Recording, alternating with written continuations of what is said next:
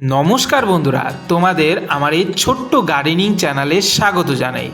আশা করছি তোমরা সুস্থ আছো, ভালো আছো। আজকে আমি আমার এই ছাদ বাগানের একটি বিশেষ গাছটি দেখে হয়তো তোমরা চিনে গেছো, আর যারা এখনও চিনতে পারোনি তাদের জন্য আমি বলে রাখি, এই গাছটি ঠান্ডার একটি জনপ্রিয় ফল, স্ট্রবেরি ফল গাছ। এখন এই সময়ে এই গাছের যে বিশেষ কাজটি করতে হয়, সেই কাজের একটি বিশেষ ভিডিও নিয়ে তোমাদের সামনে আজকে আমি হাজির হয়েছি। এই গাছগুলিতে কিন্তু গত বছর মানে ঠান্ডার সময় আমার খুব ভালো ফলন হয়েছিল, দেখতেই পাচ্ছ। তাই বন্ধুরা, আগামীতে যাতে ওর চাইতেও ভালো ফলন হয় তার জন্য কিন্তু এই সময় এই গাছ থেকে চারা আমাদের সংগ্রহ করে রাখতে হবে। বিশেষ করে মাতৃ গাছ থাকলে খুবই ভালো হয়। আর যারা ভাবে যে ফল থেকে সেই বীজ তুলে চারা তৈরি করব, সেটি কিন্তু কঠিন সাধ্য ব্যাপার। তাই বন্ধুরা, যদি তোমাদের কাছে যদি মাতৃগাছ থেকে থাকে এমন, তাহলে কিন্তু সহজেই চারা তৈরি করতে পারো। আজকে আমি এই ভিডিওর মাধ্যমে তোমাদেরকে এই গাছের এই লতিগুলি থেকে কিভাবে চারা তৈরি করতে হয়, আর এছাড়াও বীজ থেকে কিভাবে চারা তৈরি করা যায় সেই সম্বন্ধে A to Z ডিটেলস এই ভিডিওর মাধ্যমে তোমাদেরকে বলে দেব। তো বন্ধুরা, তোমরা যদি এখনও আমার এই চ্যানেলটি সাবস্ক্রাইব না করে থাকো, এমন সুন্দর সুন্দর গার্ডেনিং টিপসের জন্য অবশ্যই চ্যানেলটি সাবস্ক্রাইব করে নিও। তো বন্ধুরা, দেখতেই পাচ্ছ এখন যে আমার এই মাদার গাছগুলি আছে, গত বছর একটু আগে দেখলে খুব ভালো ফলন হয়েছিল, কিন্তু এখন মে মাসের শেষ, জুন মাস শুরু, আর বর্ষার শুরু হওয়ার সময়েই এই গাছ থেকে এই লতিগুলো বেরোতে শুরু করে। কারণ কি, যে পুরনো গাছগুলো থাকে সেই গাছগুলিতে কিন্তু আর প্রোডাকশন পাওয়া যায় না, বা যদি রেখেও দেওয়া যায় তাহলে ফল ভালো হয় না। তার জন্য নতুন চারা তৈরি করতে হয়। সেই নতুন চারা তৈরির জন্য আমরা কি করব, এই গাছ বা মাতৃ গাছগুলির যে লতিগুলো বেরিয়েছে, এই লতিগুলোর থেকে যেগুলো লতি বা চারা দেখতে পাচ্ছ যে ভালো মানের যে চারা হবে, সেই রকম চারাটিকে প্রথমে আমাদেরকে চয়ন বা নির্বাচন করে নিতে হবে, এবং তারপরেই কিন্তু সেই চারা থেকে এই রকম সুন্দর স্বাস্থ্যবান চারা আমরা অনায়াসে তৈরি করে ফেলতে পারবো। তাই বন্ধুরা, আর দেরি না করে চলো দেখে নিই যে সেই চারাগুলি কিভাবে তৈরি করব।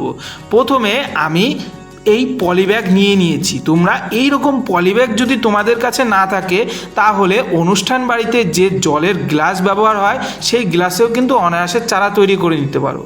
এই চারা তৈরির জন্য আমি যে মাটি ব্যবহার করছি, দেখতেই পাচ্ছ কি সুন্দর মাটিটি হয়ে আছে। এই মাটিতে শুধুমাত্র গোবর সার আর সর্ষের খোল মিশিয়ে আমি 20-25 দিন আগে রেখে দিয়েছি। এখন যেহেতু চারা তৈরি করব, তাহলে শুধু ভার্মি কম্পোস্ট আর মাটি মিশিয়ে মাটি তৈরি করলেই যথেষ্ট। একটু যদি কোকোপিট থাকে তো কোনো কথাই নেই। তো বন্ধুরা, আমি যে পলিব্যাগগুলি আছে বা গ্রো ব্যাগগুলি আছে, সেগুলো ভরে নিচ্ছি। এইভাবে একদম সমান্তরালভাবে সবগুলি ভরে নিয়েছি, একদম উপরভাবে ভরে নিতে হবে এই পলিব্যাগগুলি।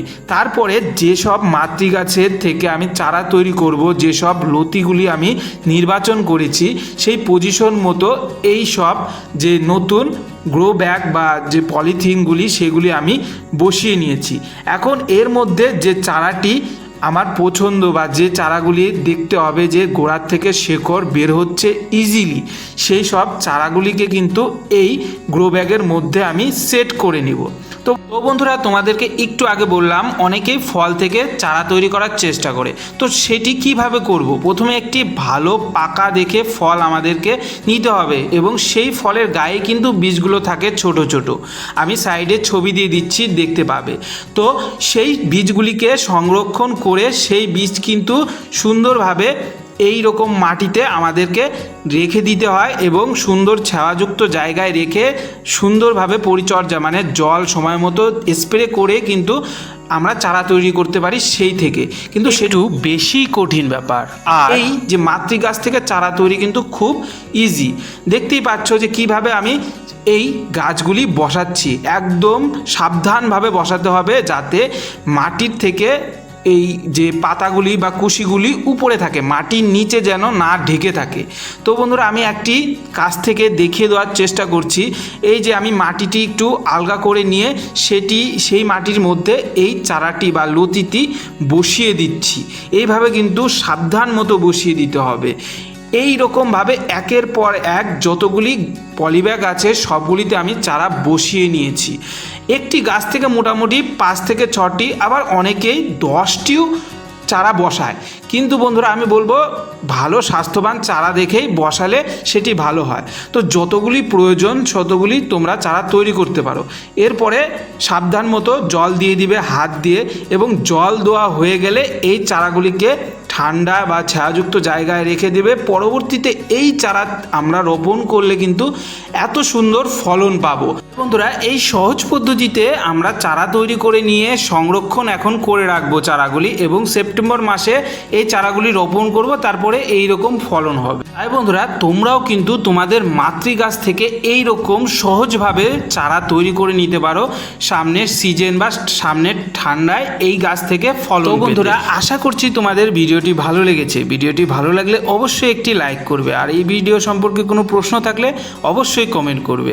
আর এখনও যদি আমার এই চ্যানেলটি সাবস্ক্রাইব না করে থাকো তবে অবশ্যই সাবস্ক্রাইব করে নিবে। ভিডিওটি সম্পূর্ণ দেখার জন্য ধন্যবাদ। তোমরা সুস্থ থেকো, ভালো থেকো।